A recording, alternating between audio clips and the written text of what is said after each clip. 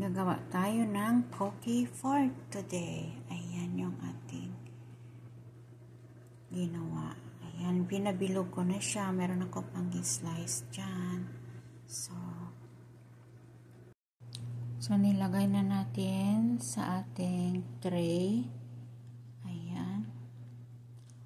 Ginawa ko siyang pabilog. So, lulutuin natin siya ng 10 minutes at 180 degrees. Ayan.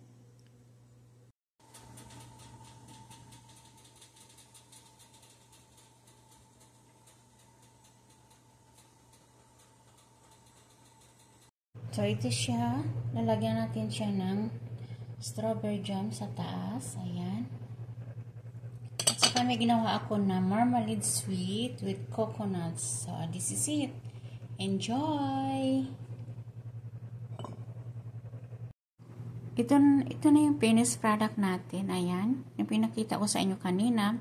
Meron tayong marmalade with coconut, strawberry jam, and chocolate, and of course, the sugar powder. So, let's eat everyone. Ito na yung finished product natin. Ayan. Yung pinakita ko sa inyo kanina. Meron tayong marmalade with coconut, strawberry jam, and chocolate, and of course, the sugar powder. So, let's eat everyone.